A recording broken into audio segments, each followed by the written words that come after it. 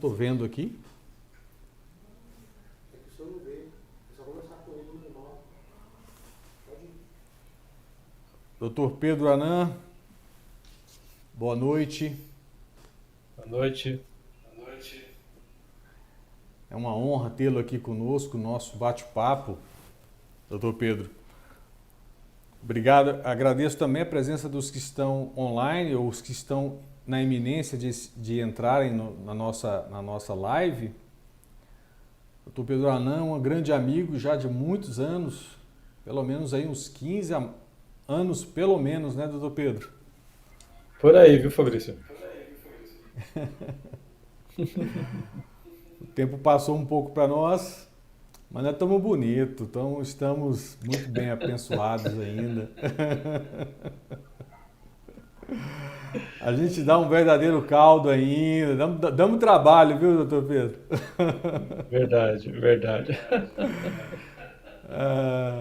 Então hoje, desculpem o atraso aos que nos assistem agora, mas tivemos uns pequenos problemas técnicos, mas nós hoje vamos nos debruçaremos para falar um pouco sobre o split payment, que é um assunto deveras complexo, né? É um mecanismo instituído pela Lei Complementar 214, fruto do que foi proposto pela Emenda Constitucional 132, que substitui o mecanismo de compensação que existe hoje, a não cumulatividade que nós conhecemos hoje do ICMS, sobretudo do ICMS, né? E do PIS e da COFINS e do IPI, que tendem a serem extintos num período de transição da reforma tributária. Os mecanismos de compensação hoje são fictos, vamos dizer assim, baseado na confiança no documento, no destaque do imposto no documento fiscal, e com base nele o contribuinte se apropria dos créditos. É um modelo que está em vigor desde a Carta de 88, portanto já uns bons anos, e agora, com a reforma tributária, esse mecanismo é substituído por um procedimento de liquidação financeira e com o objetivo de dar mais amplitude ao direito a aproveitamento de crédito da contribuição sobre bens e serviços e do imposto sobre bens e serviços, tentando abarcar bens e direitos, materiais e imateriais também, e com isso dá mais abertura à não cumulatividade e à sua neutralidade, na medida em que não há possibilidade de concessão de incentivos fiscais, né, com base na Lei Complementar e na Emenda Constitucional 132, o que faz pressupor uma maior quantidade de créditos para as empresas poderem se aproveitar, né? Mas antes de mais nada, eu quero apresentar a todos, agradecer, né, os nossos apoiadores, as entidades institucionais que nos apoiam institucionalmente, como a Federação das Indústrias do Estado de Goiás, a Federação do Comércio do Estado, a Associação do Goiânia dos Supermercados, a Associação Comercial Industrial de Aparecida de Goiânia, agradecer o Conselho Regional de Contabilidade, a GET, que é uma entidade criada por colegas do grupo do doutorado, do mestrado, que tem sido muito bem sucedida aqui dentro do Estado de Goiás, disseminando conhecimento, também tratando sobre reforma tributária e várias outras questões. Estão à frente ali a doutora Carolina, o doutor Frederico de Medeiros, obrigado pelo apoio institucional. E com isso eu quero introduzir o nosso palestrante, o nosso apresentador de hoje, doutor Pedro Anan. Dr. Anan, ele é especialista em Direito Empresarial pela PUC de São Paulo, tem MBA em Controladoria pela FEA-USP, foi conselheiro do CARF, segunda sessão, segunda Câmara e segunda turma ordinária, conselheiro da quarta Câmara do primeiro Conselho de Contribuintes do Ministério da Fazenda, juiz substituto do TIT de São Paulo, membro da quarta Câmara do Conselho Municipal de Tributos do município de São Paulo, autor dos livros Fusão, Cisão e Incorporação de Sociedades pela Quartier Latam, Manual de Contabilidade para Advogados, também da editora Quartier Latam, curso de Contabilidade para Advogados, editora Intelecto, e curso de Imposto de Renda, Pessoa Jurídica, editora Intelecto. O Dr. Pedro Anan tem uma especialidade, uma vocação muito grande com Imposto de Renda, então, para ele isso aqui é muito simples, pois traça esses conceitos relativos à contabilização no ativo e no passivo de maneira muito tranquila. Eu acredito que o que será abordado hoje à noite será de extrema utilidade para nós. Eu tenho acompanhado, doutor Pedro, muitos advogados, especialmente advogados e contadores também, com dificuldade de encontrarem cursos ou palestras sobre reforma tributária que trate, né, de maneira mais a miúde questões envolvendo problemas com o caixa, né?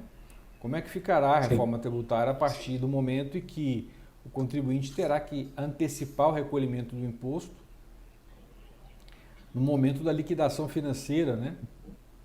E como é que ele deve se comportar a partir de agora, já se precavendo, uma vez que o recolhimento antecipado influencia diretamente a estrutura nodal do negócio, que é o caixa, né, da empresa, né? Bom, feito essas considerações iniciais, eu gostaria de passar a palavra para o Dr. Pedro Anan para que ele faça algumas considerações iniciais e a partir daí eu faço umas considerações gerais e aí o Dr. Pedro Anan navegue. Pode ser assim, Dr. Pedro? Pode ser, Fabrício. Obrigado, Fabrício. Boa noite a todos, né?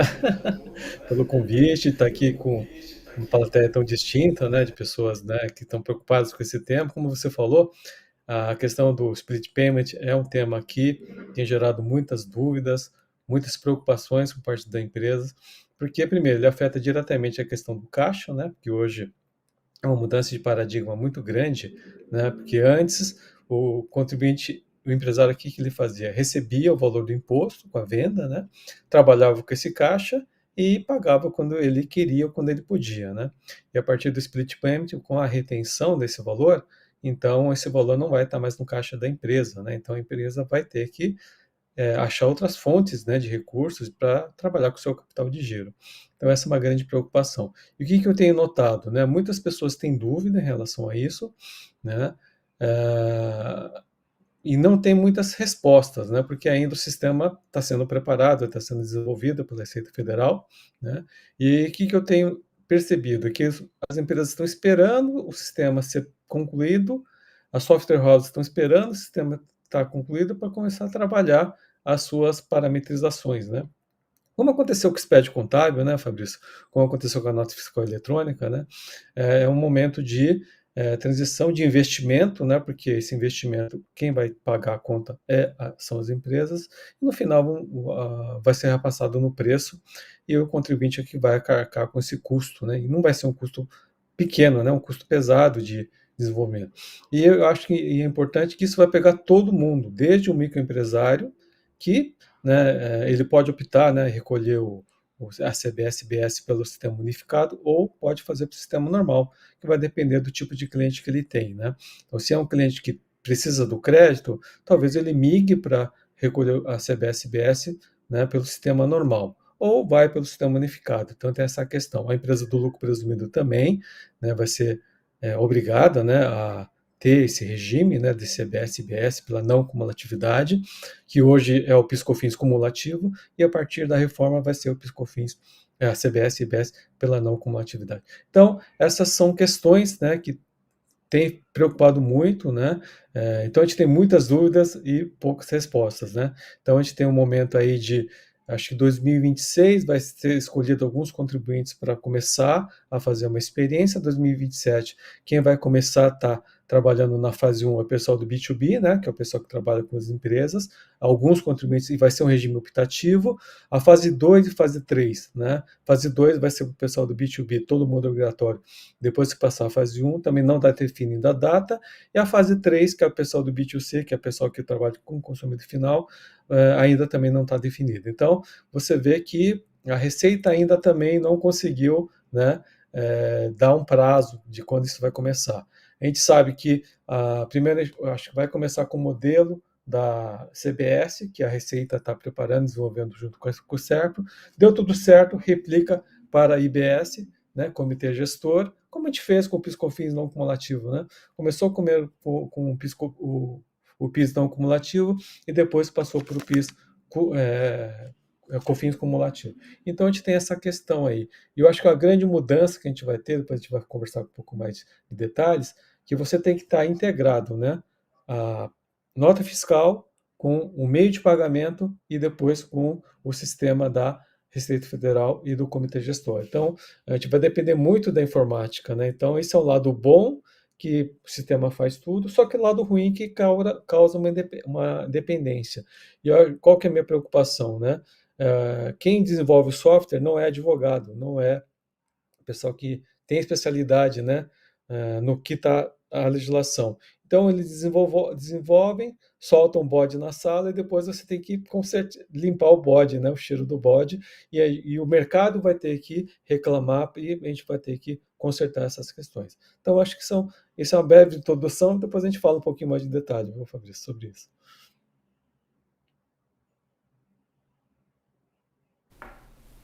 Opa.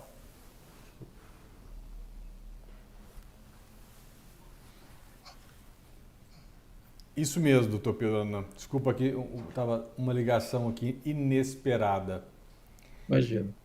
Bom, nesse sentido, vamos fazer aqui uma pequena apresentação, uma pequena introdução, porque tudo origina-se da Constituição Federal. Eu não vou tratar aqui dos argumentos, das narrativas e das razões que levaram à promulgação da Emenda Constitucional 132, porque o problema já está feito, né? O bode já está na sala, né, doutor Pedro?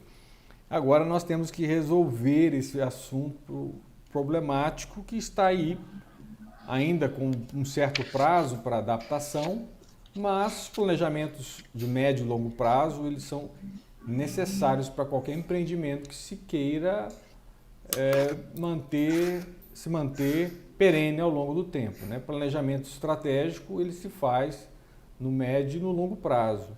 E a reforma tributária foi promulgada e não há nada que impeça que ela seja de fato aplicada, né? A não ser que o Congresso Nacional modifique com um novo governo, que nós achamos difícil que isso aconteça.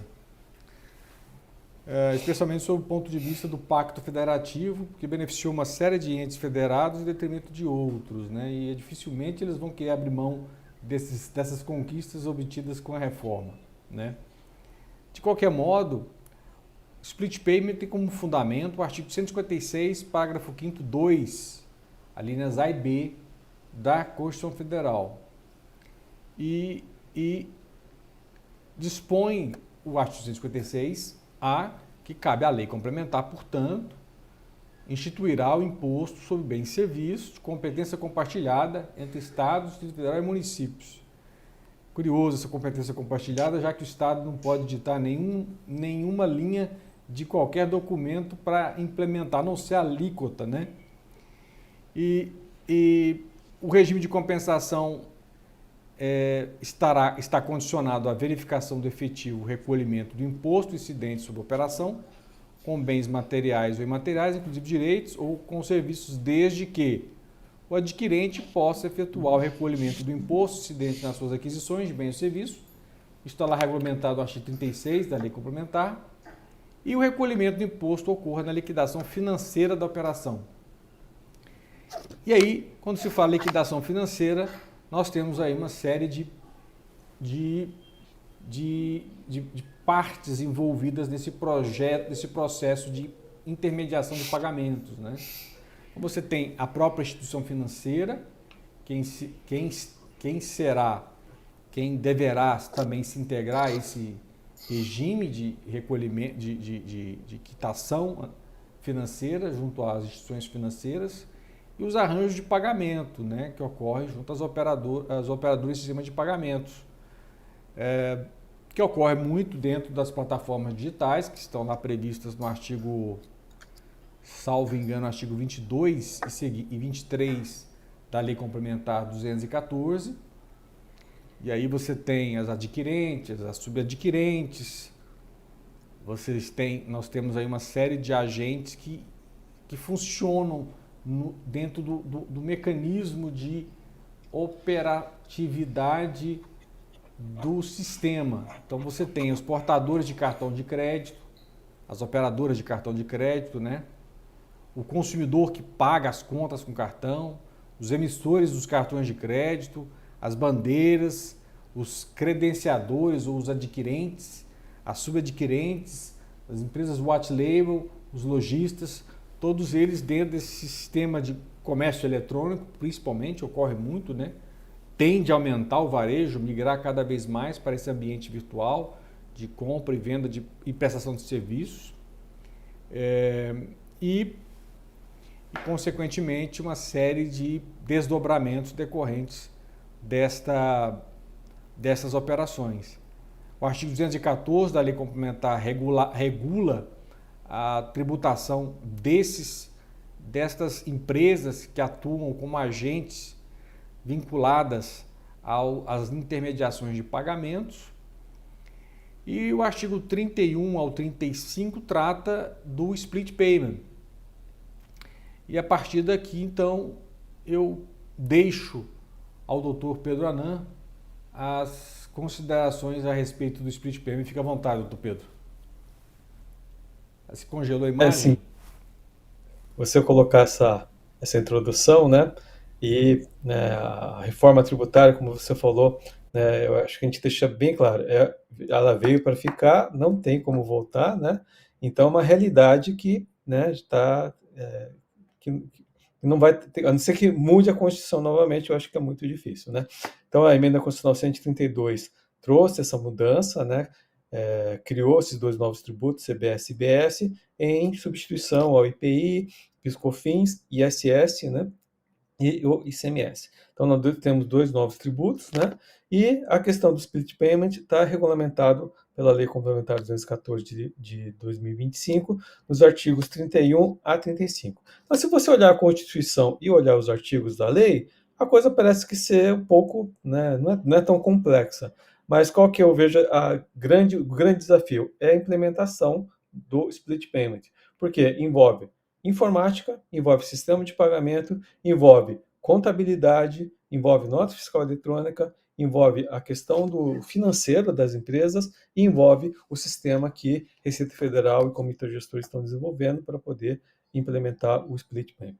E antes da gente falar do split payment, viu, Fabrício, o que eu gostaria de comentar, que eu acho que é uma grande mudança em relação à sistemática atual, que influencia diretamente o split payment. Primeiro é a questão hoje, né? A diferença da sistemática anterior que é atual e do novo sistema, né? Porque a apuração do sistema atual, quem faz é o contribuinte e é depois homologada pelo fisco. Com a CBS-IBS, a apuração passa a ser uma apuração assistida, ou seja, o fisco que faz a apuração do tributo e o contribuinte que vai verificar se aquilo está certo ou não e vai contestar se aquilo está certo ou não, né? E a questão do crédito, né? Hoje o crédito é escritural, ou seja, eu tomo o crédito pela nota fiscal, independente do pagamento. Com a CBS-IBS, o crédito passa a ser financeiro, né? Então, eu só vou poder tomar crédito se o fornecedor pagar o tributo, né? E se, né, houver o pagamento do tributo. Então, esses são mudanças importantes porque isso vai influenciar diretamente a questão do split payment payment. Por isso que o split payment é importante, porque com a retenção desse valor, né, por parte da instituição financeira, e o contribuinte não é ele que paga, a instituição financeira é que faz a retenção do valor, então isso influencia diretamente na apropriação do crédito. E é importante a gente comentar também, viu, Fabrício, o artigo 27 da Lei Complementar 214 de 2025, que vai falar da questão das modalidades da extinção do débito da CBS e da IBS. E até a gente estava comentando um pouco antes, né, de começar a live, né, e uma coisa que a gente tem que pensar, esse artigo 27, ele conflita com o artigo, né, 151 do CTN, né, então eu já vi gente falando que sim, então ele é um pouco contraditório, então você tem, né, um conflito aí de conceitos, né, do artigo 27 com o artigo 151 do CTN. Mas vamos falar do artigo 27, o que ele estabelece como modo de extinção do débito da CBS e IBS. Então, primeiro é a compensação, porque é um tributo não cumulativo, então eu vou pegar créditos e débitos, né? Se eu tiver mais créditos do que débitos, eu vou ter um valor, né, que eu vou poder compensar ou restituir, né? Então, a compensação é a primeira modalidade. A segunda modalidade é o pagamento direto pelo contribuinte, ou seja, se eu tiver mais débitos do que crédito, vou ter um valor a pagar, e esse valor eu pago através do pagamento. Aí temos a terceira modalidade prevista na lei, que é o split payment, que é a liquidação financeira da operação, né? A tradução literal disso é pagamento dividido, né? Eu vou dividir o pagamento para mim e vou dividir o pagamento com o Comitê Gestor da Receita Federal do Brasil. Aí temos a quarta modalidade, que é o recolhimento pelo adquirente, ou seja, se eu não confio que o meu fornecedor vai recolher o tributo, para não prejudicar a minha tomada de crédito, eu posso eventualmente recolher esse tributo em nome do adquirente. São hipóteses, né, eu acho que remotas de acontecer, mas a lei prevê justamente para que o adquirente não fique na mão do fornecedor, um mau fornecedor, um fornecedor de má fé, que não recolha tributo e eu tenha prejuízo no meu crédito, na minha tomada de crédito.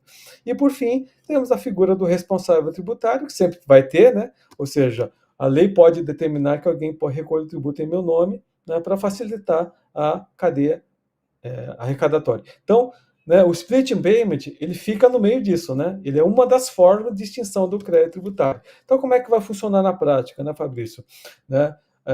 O contribuinte, quando ele vai vender um produto, né, na hora que ele vai emitir o boleto para ser pago pelo adquirente, ele vai ter que informar naquele boleto, naquela fatura de cartão de crédito, né, no meio de pagamento, né, as informações da nota fiscal. Porque sem essa informação, não tem como o banco fazer a retenção. Então, precisa ter essa informação. Então, isso já vai o primeiro trabalho de preocupação das empresas. Eu tenho que fazer com que a minha nota fiscal, as informações delas, tenham vinculação com o meu meio de pagamento. Para justamente, na hora que a instituição financeira for fazer, né, o recebimento daquele valor, saber quanto de IBS e CBS tem naquela operação. Porque a gente tem operações que não são tributadas. Então, ele tem que ter esse tipo de informação. Então, isso já vai ter um trabalho a mais aí para o pessoal da área financeira, área contábil, para poder implementar isso na prática. Né? Outra questão que eu acho que é muito importante a gente pensar, né?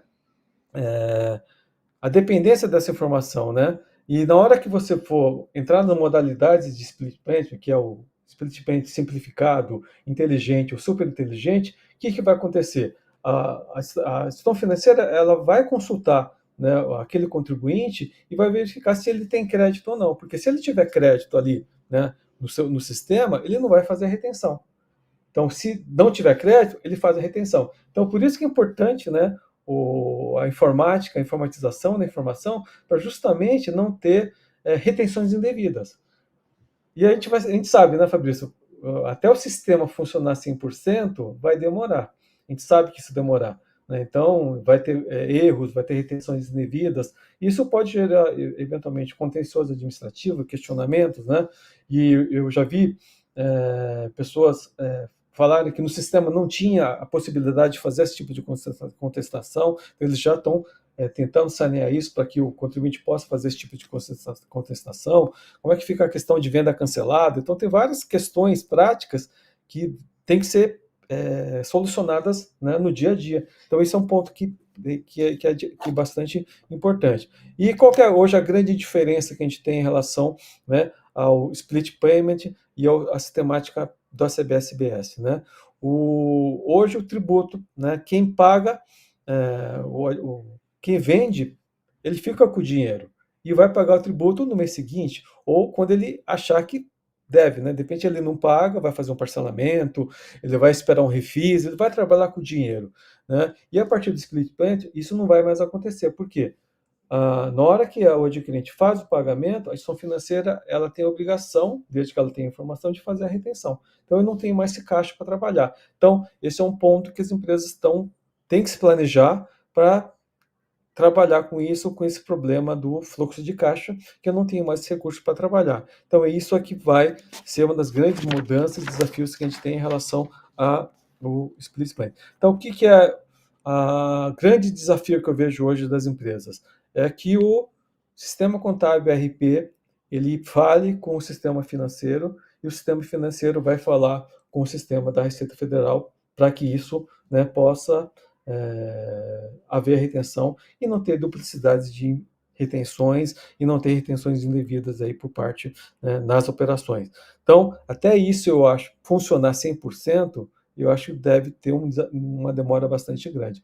Eu acho por isso que, né, dentro do cronograma da Split Payment, o que a Receita está pensando? 2026, vamos selecionar alguns para fazer testes. 2027, vamos começar com o pessoal do B2B de maneira optativa, vamos testar, ver se vai funcionar. Eu acho que normalmente os grandes aqui vão ser as cobaias, né, do sistema. Depois, fase 2, pessoal do B2B, obrigatório para todo mundo, né? Deu tudo certo, vamos passar para o B2C. Que o B2C é o pessoal, né, que vai fazer o split payment simplificado, né, que é o split payment que eu vou recolher com base numa estimativa, com base num valor, né, porque é o pessoal que trabalha com o pessoal que é consumidor final. Então, é o pessoal do simples, é o pessoal do lucro presumido e empresas de médio e pequeno porte, né? Mas o pessoal do B2B, que são pessoas de médio e grande porte, ou vai estar no split payment inteligente, que vai apurar débitos e créditos, ou no super inteligente, que esse seria o melhor dos mundos, né? O sistema faz tudo, o sistema apura créditos e débitos, e só se realmente tiver diferenças a recolher que vai fazer a retenção. E a gente sabe que até isso funcionar 100% vai demorar muito, né? E a prática da teoria para a prática, a gente tem uma distância muito grande, então acho que isso são pontos que a gente tem que pensar, né? O contexto do split payment, né, que eles vendem, é que isso vai servir para combater sonegação e inadimplência, aumenta a segurança e a transparência e torna o regulamento automático digital. Isso é muito bom para quem, gente? Para o fisco, né? Para o fisco isso é bom, né? Porque vai facilitar muito a sua vida, porque qual que vai ser o papel da instituição financeira, do marketplace e do sistema de pagamento? Eles vão ser o braço fiscalizador da Receita, né? Então, seja a Receita, comitê gestor. Então, eu delego, terceirizo a fiscalização, né? E isso, para mim, fica muito mais fácil e antecipo o recolhimento. Agora, para o contribuinte, isso é ruim, porque isso pode gerar, né, injustiças, retenções indevidas, então isso é uma coisa que a gente tem que se preocupar em relação a isso. O conceito do split payment está no artigo 31, né, da Lei Complementar 214, que ele fala, né, como você já leu, né, Fabrício, das transações de pagamento relativas às operações com bens ou serviços. Os prestadores de serviços de pagamento deverão segregar e recolher ao Comitê Gestor do IBS e à Receita Federal do Brasil os valores devidos no momento da liquidação financeira. Então, isso está previsto, né, no artigo 31 da Lei Complementar 214 de 2025. Então, a importância do split payment é que nota fiscal converse com contabilidade, que converse com o sistema financeiro, que vai conversar com o sistema que, né, implementado pela Receita Federal do Brasil e pelo Comitê Gestor. Então, e tem outro ponto, né? Se houver uma retenção indevida, um pagamento, um valor que não seria devido pelo contribuinte, a lei prevê que esse valor vai ser devolvido em 3 dias úteis, né? Então, será que isso realmente vai acabar acontecendo? A gente sabe que, né, na prática, talvez isso demore, né? Então, até isso acontecer realmente, eu não sei até que ponto vai, apesar de estar previsto na lei, que nem a restituição hoje de tributos, né? Tem uma demora muito grande.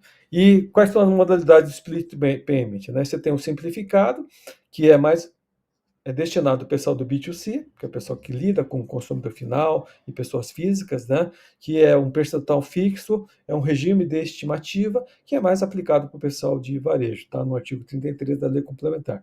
Tem o sistema inteligente, que apura créditos e débitos, que é para o pessoal do B2B, artigo 32 da Lei Complementar, e o super inteligente, como comentei, seria o melhor dos mundos, o sistema faz tudo, apura débitos e créditos, tudo automático, né? Você só aperta a tecla do computador, já está resolvido. Só que a gente sabe que até isso funcionar, eu acho que vai ter uma demora grande aí, né?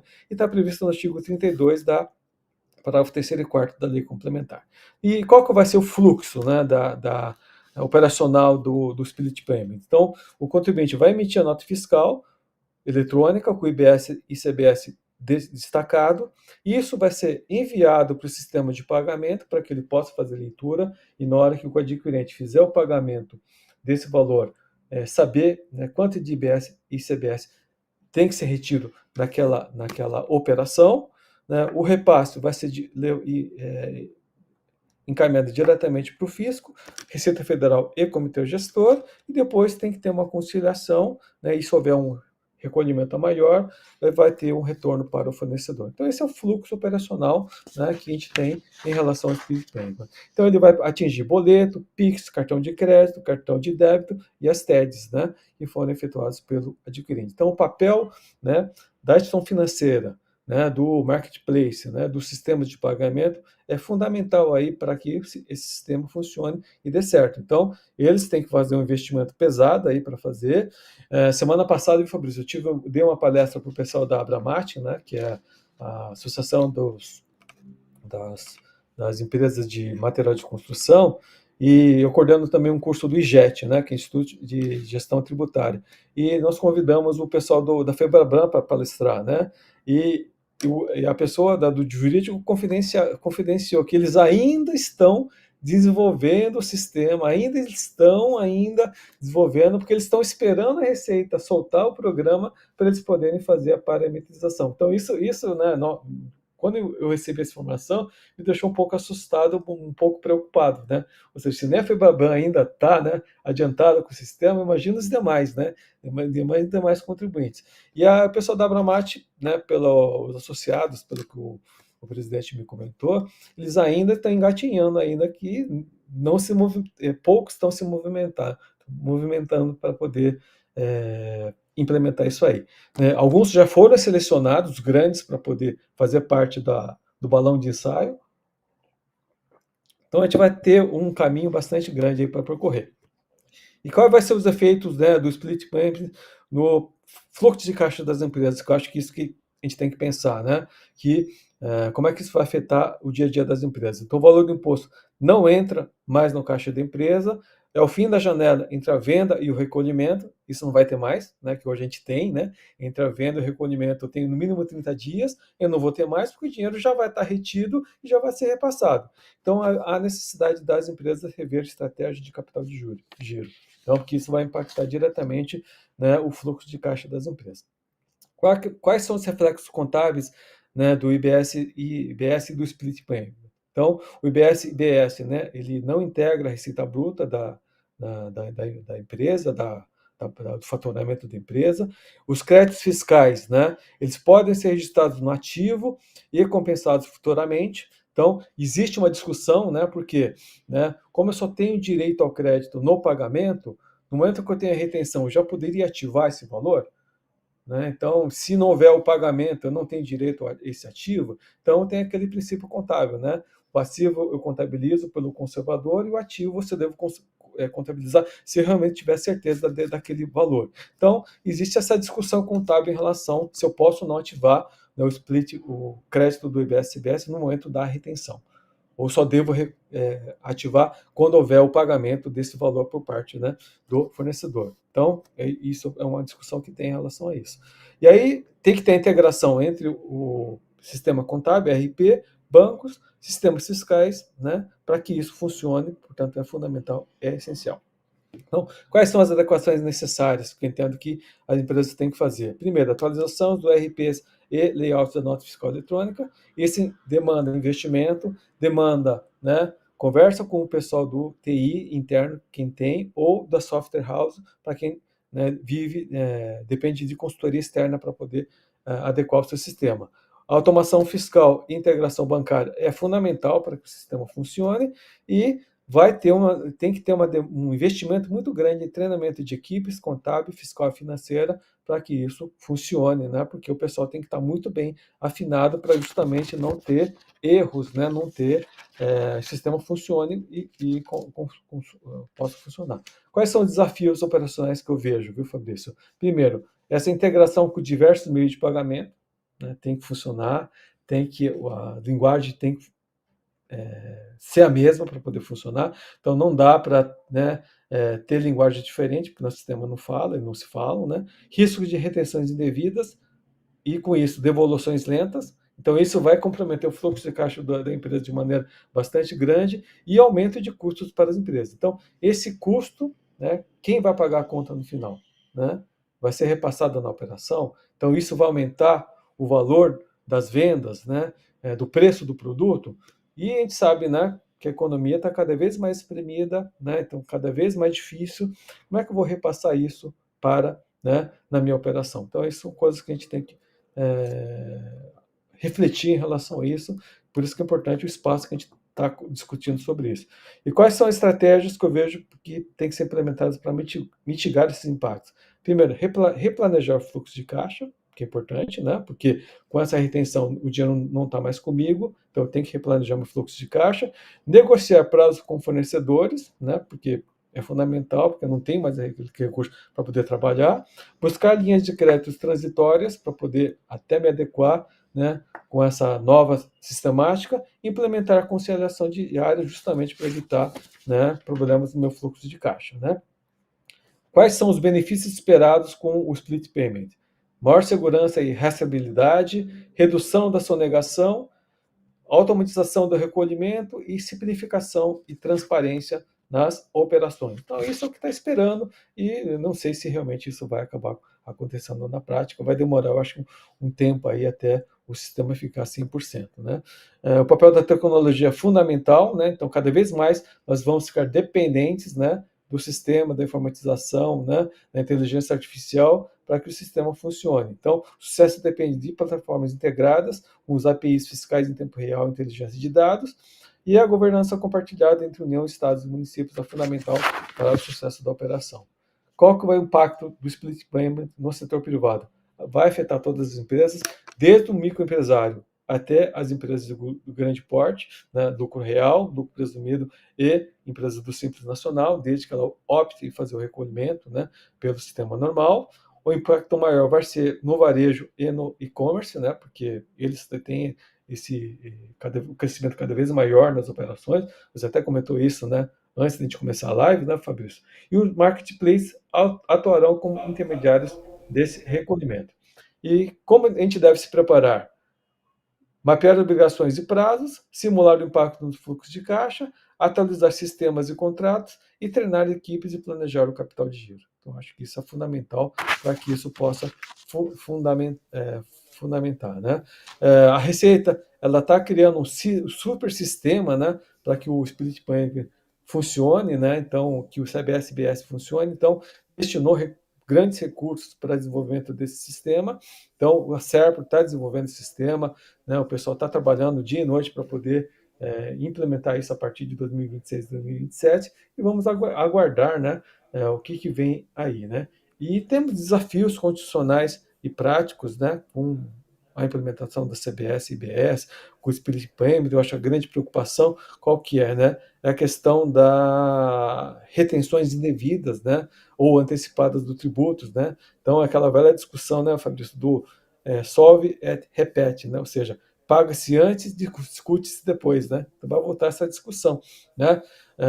E que você falou, né? O contencioso, existe algum contencioso? E eu acho que tem. Vai diminuir? Vai diminuir. Mas tem, né? Como é que vai funcionar? Então, será que eu tenho que entrar com mandado de segurança preventivo para não ter a retenção e ter que mandar isso para a missão financeira, caso eu entenda que aquela retenção ou aquela operação não seja tributada? Então, vai ter uma mudança aí também no contencioso em relação, né, a essa questão por força do split payment, porque, né, você tem que informar a ação financeira, né, que é aquela operação não ser tributada, e aquilo que você falou, né, mesmo com uma decisão judicial, né, Fabrício, naquela casa que você tem de aduaneiro, às vezes a Receita não respeita, né, ela passa por cima, descumpre e problema do contribuinte, né, então acho que isso também é um problema que a gente tem isso aí. E qual que vai ser, acho que, o grande dilema do varejo, né?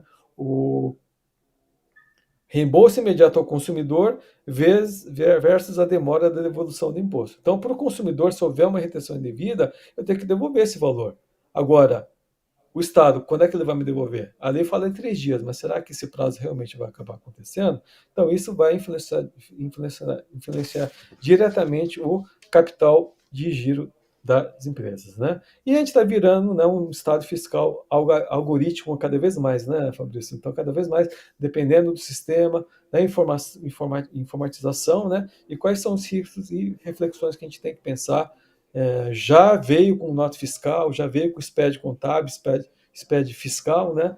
Que, né, um super sistema ele pode aprimorar o controle fiscal, mas ele não pode substituir a Constituição, né? Então ele não deve ir contra o que dispõe a Constituição, mas a gente vê que na prática isso acaba acontecendo, né? O sistema às vezes ele acaba, né, causando dor de cabeça no contribuinte. A gente vê muitas vezes, né, o sistema lançado não é lançado 100%, é muito mais, às vezes, para cumprir uma agenda política e põe o bode na sala e deixa o mercado reclamar, né? Eu lembro de participar de algumas reuniões de associações muito tempo atrás, que a gente convidava o pessoal da Receita e eles falavam, olha, a gente lança o sistema e deixa o mercado reclamar. Se o mercado reclamar, depois a gente corrige. E é isso que vai acontecer. E cabe, né, as nossas apoiadoras, né, as associações, federações, entidades de classe, né, receber esse tipo de reclamação e demanda e brigar por nós, né, junto ao Comitê Gestor, junto à Receita Federal do Brasil, para aprimorar o sistema, né, para justamente evitar essas injustiças fiscais que a gente vê, sabe que cada vez mais estão crescendo, estão acontecendo, né? E para eu concluir, né, essa minha apresentação e passar a voltar a palavra para você, né, Fabrício, o split payment, ele redefine o ato de vender, porque o imposto torna-se parte da operação, a importância das entidades de classe para auxiliar na implementação, corrigindo eventuais distorções, né? Por isso que é importante o papel das entidades de classe, federações nisso, e promete uma eficiência e transparência, mas exige adaptação tecnológica e planejamento financeiro. Então, acho que esse é um dos grandes desafios que a gente tem em relação a essa modalidade aí, né, de forma de extinção do débito da CBS-BS, que eu acho que entre a teoria e a prática, a gente tem um longo caminho a percorrer, né, e desde a implementação até o sistema realmente funcionar, a gente vai ter bastante problemas aí, bastante desafios para serem solucionados. Então é isso, né, com isso encerro aí essa minha apresentação, viu, Fabrício? Obrigado, doutor Pedro Anan, obrigado. Cirúrgico, como sempre. Realmente, essa reforma tributária, essa questão do split payment deve causar de fato, quando de fato, né, entrar em operação, né? Nós vamos ter algumas fases de experimentação, o ano que vem vai ser uma fase de cumprimento de obrigação acessória, a Receita Federal vai conhecer mais de perto, né, o contribuinte, vai conhecer mais de perto as obrigações acessórias, vai entender o que ele de fato informou, se ele informou corretamente ou não. Então a gente estava até conversando antes do início da palestra sobre algumas obrigações acessórias que a Receita Federal já está em fase de mapeamento, né? Já está mapeando. E eu sei que tem muitos advogados aqui participantes do evento, talvez tenha alguns empresários, contadores, mas nós temos algumas informações que a Receita Federal e que algumas entidades já são obrigadas a disponibilizar ao órgão arrecadador. Por exemplo, a declaração de informações de meios de pagamento. Essas operações que são feitas no ambiente de split payment, e split payment não é um termo foi apropriado pela reforma tributária, mas ele já existe dentro dentro do ambiente de plataforma digital de pagamentos, como o Split Payment mesmo, né? Que são as empresas que são as intermediadoras de pagamentos, né? Então, como eu tinha dito no início, você tem lá as adquirentes, as detentoras dos cartões de crédito, né? As operadoras de cartão de crédito. Então, todas as operações que são feitas no cartão de crédito, seja, vai no varejo, por exemplo, qualquer supermercado, temos lá o POSzinho no checkout, onde é feita a operação de compra e venda de mercadoria, e aquelas informações que são decorrentes daquela operação com cartão de crédito ou débito, elas são informadas para a Receita Federal e para as receitas estaduais, sobretudo dos estados, né? E cruzam essas informações com aquelas que o contribuinte prestou ao apurar o imposto e vai detectar as diferenças de impostos não recolhidos ou utilização indevida de maquininhas frias, vamos dizer assim, né? Que são utilizadas para contabilização do Caixa 2. Então essas informações elas são cruzadas, a Receita Federal tem acesso a elas e os estados. Então não é à toa que nós temos visto várias atuações, inclusive postos de gasolinas envolvidos em esquemas com crime organizado, por exemplo. Então hoje há uma dificuldade muito grande das empresas que operam no mercado de intermediação de pagamentos, especialmente as adquirentes, subadquirentes, de credenciar empresas, white labels, para fornecerem as maquininhas. Por quê? Porque muitas maquininhas são usadas indevidamente por muitos estabelecimentos comerciais. E a União, os estados estão mapeando essas informações. Então, essa tal declaração de informações de meio de pagamento, inclusive tem até previsão no convênio semestre 136 de 2016, e ela tem pego várias empresas sendo autuadas, e é difícil defender disso, porque você confronta este faturamento com o que você declarou, obviamente que aquilo ali é sonegação fiscal, dificilmente você consegue desconstituir no processo administrativo tributário, né? Você tem a declaração de informações sobre movimentações financeiras. Agora os PIX estão sendo comunicados à Receita Federal, né? Houve aquele alarde no início de que o governo não estaria interessado nas movimentações de até R$5.000, mas elas de fato são sim de relevante interesse, agora especialmente em razão da alteração na legislação do imposto de renda, né, visando tributação sobre lucros e rendimentos acima de R$5.000. Então, de fato, a Receita Federal está monitorando. E uma preocupação que a gente levantou aqui é que o mercado do varejo está indo, alguns segmentos de varejo, evidentemente, cada vez mais migrando para o mercado eletrônico, mercado e-commerce ou operações virtuais, né? E nós temos uma legislação consumerista que protege muito o consumidor. E nós temos ainda um perfil de consumidores ainda navegando nesse ambiente virtual que gera muita desconformidade, né? Porque eles fazem as operações de compra e venda e fazem, então, as denúncias junto às operadoras de cartão de crédito que acabam fazendo os tais, as recusas dos pagamentos, né? Você imagina, o varejista vendeu, entregou o produto, a operadora informou para o comitê gestor, fez a retenção, houve pagamento e até a antecipação desse pagamento, uma vez que com a operação do cartão de crédito ele tem 30 dias em média para receber esse recurso, e no meio do caminho o cara faz um chargeback. Como é que fica isso, né? O empresário confiou no ambiente, entregou mercadoria, houve operação de compra e venda e o consumidor denunciou a compra, faz o chargeback. E fazendo um estudo aqui, o volume de chargeback do Brasil é muito alto. É muito alto. Como minimizar isso ao empresário? Caberá, então, às associações aí que representam esses segmentos, né? essa classe segmentada, que, sobretudo, fundamentalmente de pequenos e médias empresas, né? Que operam no mercado de e-commerce, que estão ali, escolhem os shoppings virtuais, né? E ali é feito, então, as vendas, as compras e vendas. Então, você tem vários agentes ali no meio.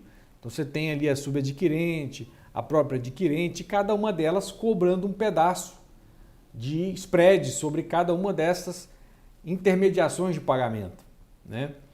Então, como que isso, de fato, será aplicado, como isso será interpretado pela Receita Federal por ocasião em que as operações venham não ocorrer, ou melhor, elas ocorrem, mas há aí o chargeback. Como que o contribuinte consegue se livrar desse problema, né? Então, o que você acha disso, doutor Pedro Anan? Não, eu concordo com você, Fabrício, porque que eu vejo, né, dentro dessa linha, né? Essa questão de cruzamento de informação é um movimento que a Receita já está fazendo há bastante tempo. Né, começou com o IPMF, CPMF, aí você tem nota fiscal eletrônica, você tem SPED contábil, SPED fiscal, todas essas obrigações acessórias, né, que elas vão, né, caminhando, vão cruzando as informações e fica cada vez mais difícil a sonegação, né, por parte do contribuinte, né? Então, né, e o Brasil, você sabe, né, o sistema financeiro nosso é muito avançado, né? Operações com dinheiro vivo são muito raras, né? Todo mundo faz através de meio de pagamento, né? Financeiro, ou é Pix, né? Ou é TED, ou é DOC. É mais Pix, né? Nem TED e DOC estão fazendo mais, né, Fabrício? O Pix hoje é uma coisa que realmente Acho que é. é uma revolução, né? E aí, o que acabou acontecendo, né? Não, não tem como sonegar, né? Não tem como, né, é, esconder a operação. E a Receita realmente está controlando tudo, né? Então, e o Split Blend está vendo aí para também continuar com esse controle, né? Então, realmente é uma questão que preocupa, não é que preocupa, né? Muda, né, a maneira que as empresas têm trabalhado, né? E ainda mais, existe talvez, não sei se foi pensado nisso, mas é imputado solidariamente, né, com o fornecedor, a plataforma digital fica responsável solidariamente com o fornecedor, caso este seja residente ou domiciliado no país e seja contribuinte ainda que não inscrito nos termos do parágrafo 1º do artigo 21. Isso. Ainda que haja ali uma certa responsabilidade por parte das operadoras, as plataformas digitais que operarem neste ambiente virtual, ainda assim gera uma certa insegurança. Vamos aguardar, nós estamos falando de coisas que vão acontecer ainda daqui 3, 4, 5, 7 anos, mas são pontos que precisam ser levados em consideração, né? E você falou uma coisa das maquininhas, né? Realmente tem essa questão do controle, é necessário, né, Fabrício? Porque muitos golpes eletrônicos eles utilizam essas maquininhas, né? Então, por exemplo, o golpe do motoboy, né? A pessoa que se passa por entregador na frente do prédio, eles usam essas maquininhas eletrônicas que estão em nome de laranjas, né? De seres cítricos, né? Então, tem que ter realmente o controle da fiscalização, porque o crime organizado tem utilizado dessas maquininhas para aplicar golpes nas pessoas, né? Então, realmente, eu acho que é uma preocupação grande em relação a isso.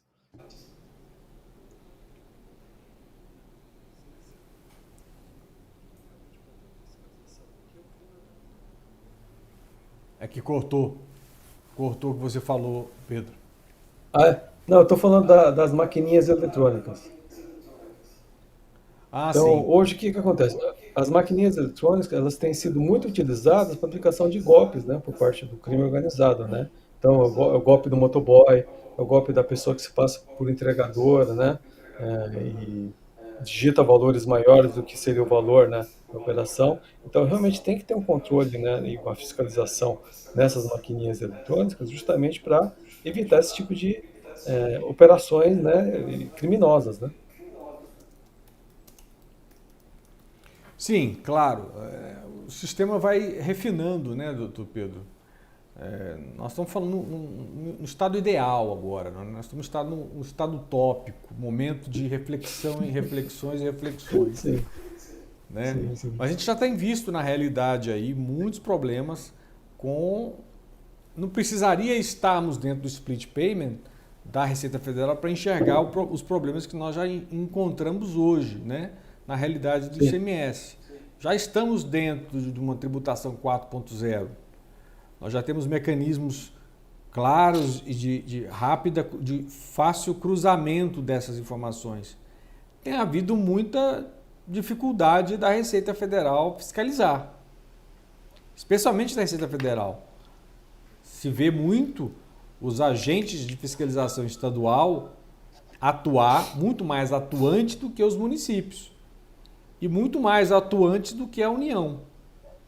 Então, o que se vê com o split payment é uma possibilidade do governo federal arrecadar sem muito esforço, ou sim, quase nenhum, já que todas as informações serão massivamente explicitadas, expostas, né, pelas próprias empresas e pelo próprio contribuinte, né? À medida que ele emite o documento fiscal, vincula com boleto, se vincula a uma instituição financeira que obrigatoriamente tem que reportar ao comitê gestor para fins de segregação, apuração, pagamento do imposto, imputação de créditos, débito e compensação e devolução do indébito eventualmente pago a maior, nós estamos pensando em algo que vai ser custoso implementar, né? E é bonito, sim. de fato, vislumbrar isso ocorrendo na prática. Existe esse projeto, se não me engano, na Inglaterra, tem um projeto similar a esse, em andamento também, e a gente espera, de fato, que elimine a sonegação. O grande problema do Brasil é a sonegação fiscal. Sim. Nós somos advogados, nós trabalhamos com empresas que 99% dos nossos casos são empresas que de fato não devem tributos. Pelo menos as que nós trabalhamos. Trabalhar para quem sonega, qual é o benefício seu? Trabalhar para quem sonega. Então você tem empresas que não conseguem vender se não for no mercado paralelo, porque os clientes não compram com documento fiscal, né? Na medida em que você tem arroxo de informação e controle sobre a qualidade do dado fornecido à administração tributária e permite com que ela esteja próxima, pode até ser que a arrecadação, a alíquota e a carga tributária diminui, porque a alíquota e a carga tributária ela é alta e é diretamente proporcional ao tamanho da sonegação, né? Quanto maior a sonegação, maior a carga tributária. É igual o juro. A taxa de juros é alta porque há inadimplência. E ela é calculada para compensar essa perda, né, que os bancos e as instituições financeiras sofrem, né? Bom, deixa eu ver se no grupo existem perguntas no grupo. Nosso grupo, perguntas. Ninguém quer perguntar nada. Vamos ver se Pô, temos todo mundo ficou perguntas. assustado, né, Fabrício? Com o assunto. Mas você falou a verdade, né, Fabrício? O sistema ideal seria ter uma arrecadação tributária num nível adequado, menos gente sonegando e tendo mais retorno, né, com saúde, educação e segurança, né? Então, acho que coisas que falham, né? A gente sabe que a arrecadação é cada vez mais, né, o dinheiro é utilizado para outros fins, né? E quem acaba pagando a conta são uma parcela de contribuintes, né? Geralmente as grandes empresas acabam pagando mais a conta, né? E isso eu acho que é uma distorção do sistema que, infelizmente, eu acho tá longe de ser corrigido, né? Isso é um problema estrutural que nós vivemos, né, amigo? Sim. Nós temos um governo perdulário com o gasto tributário, né? O empresário, a iniciativa privada, enfim, as empresas pagam, o contribuinte entrega o tributo e a União, os entes, especialmente a União, eu tenho que falar da União aqui.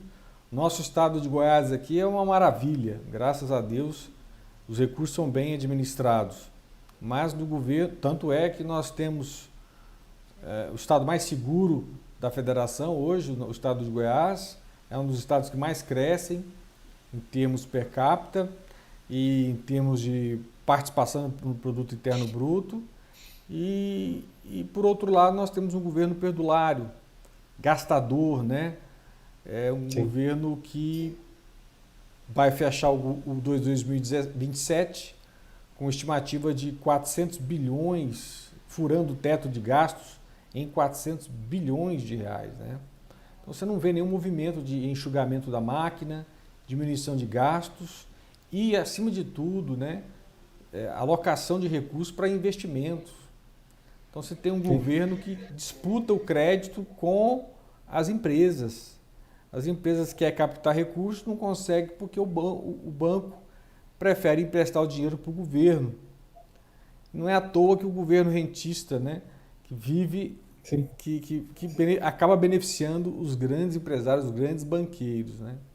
E aí nós temos Eu aí... acho também, Pode falar.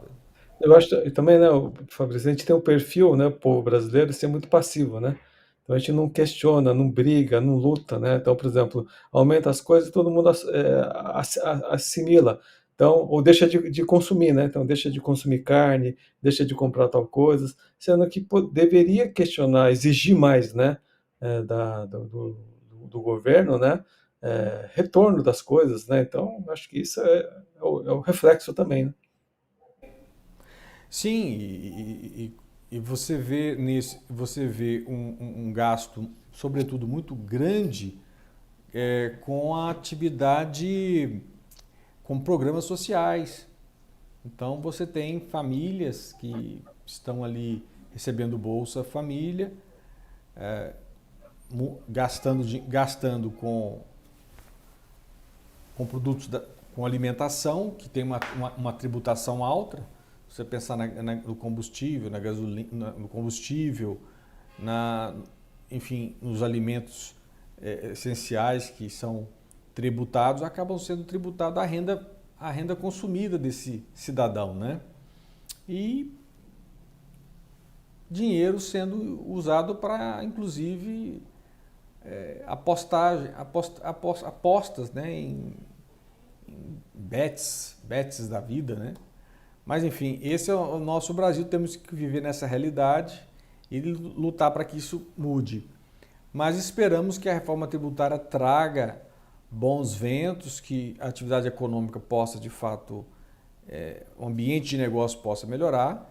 Mas nós estamos falando de uma reforma que tende a melhorar na sua ideal, na sua ideia, na sua utopia, a partir de 2033, quando o ICMS de fato é eliminado, o ISS é eliminado, nós teríamos aí, sendo a tributação dos dois, do IVA dual, do IBS e CBS, mas enquanto isso nós vamos conviver com o ICMS, o CBS, o ICMS, substituição tributária, né? O ISS e um pedaço e a CBS durante um período considerável, né? E a carga tributária sobre o consumo vai aumentar, porque você tem um imposto seletivo que vai compor a base de cálculo do IBS e CBS, está previsto, e que, se não acabar com a substituição tributária, vai compor a base de cálculo da substituição tributária. Então, veja bem, o terror que nós vamos viver durante um período, se essas distorções não forem corrigidas, né? Até lá. Porque é uma transição que vai exigir que o contribuinte opere com vários sistemas. Então, nós vamos ter fiscalização, um conselho tributário gerido pelo comitê gestor para assuntos relacionados ao IBS. Nós vamos ter os conselhos de contribuintes dos estados e da União para tratar dos tributos federais, ainda, né? Imposto de renda, contribuição social sobre o lucro, durante um bom tempo. Então, realmente vai exigir do empresário brasileiro muita criatividade mesmo, né? Então, a gente espera que o Brasil melhore nos próximos anos, para que esse ambiente de negócio, de fato, reflita as reais necessidades de crescimento do país, né? Bom, já que nós não temos perguntas, já estouramos o nosso tempo, embora tenhamos começado um pouco tarde, eu não sei se a nossa assessoria de imprensa tem perguntas abertas, teriam perguntas abertas para nos encaminhar. Se não, eu vou deixar o Pedro Anã com as suas conclusões finais para a gente então encerrar, Pedro. Eu quero agradecer imensamente o convite, por ter aceitado. É uma honra. Quem não conhece o Dr. Pedro Anã é uma sumidade, além de uma pessoa muito simples, muito educada, polida, de um espírito humano incrível para quem tem a honra de conhecê-lo. E um profissional altamente gabaritado, vários livros em coautoria, muito atuante e uma referência em imposto de renda no Brasil, tá? Para quem não conhece. Então eu deixo aí ao Dr. Pedro Anã as considerações finais. Aí, a partir daí, então, nós encerraríamos nosso evento. O vídeo estará disponível no canal caldeira.tributário, no canal do YouTube. E lá faremos recortes para que as pessoas que não assistiram o evento possam acompanhar. Então, por gentileza, doutor Pedro Anã, fique à vontade. Que é isso, professor, eu que agradeço, né, a oportunidade de estar aqui com você novamente, né?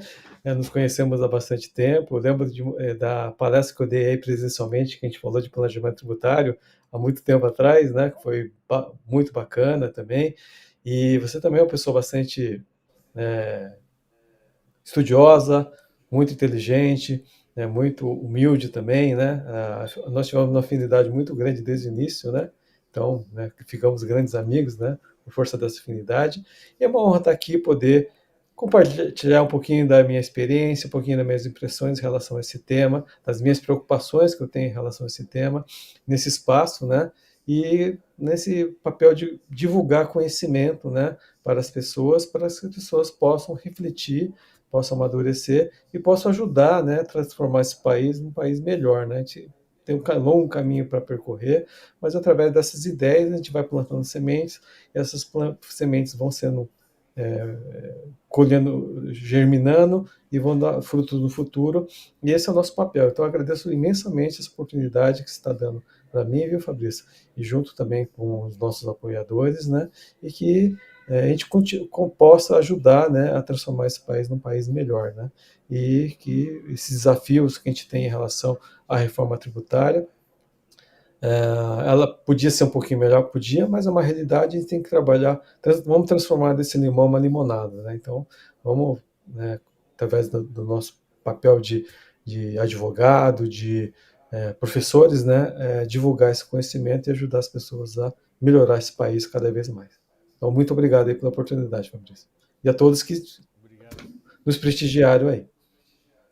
Obrigado, doutor Pedro. E essa não será a primeira. Nós teremos novos encontros e vamos falar do imposto de renda ainda.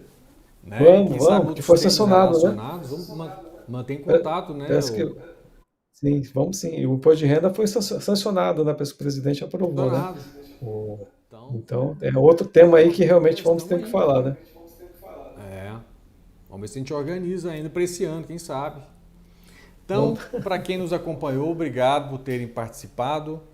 É uma honra tê-los no nosso canal, participando, ouvindo.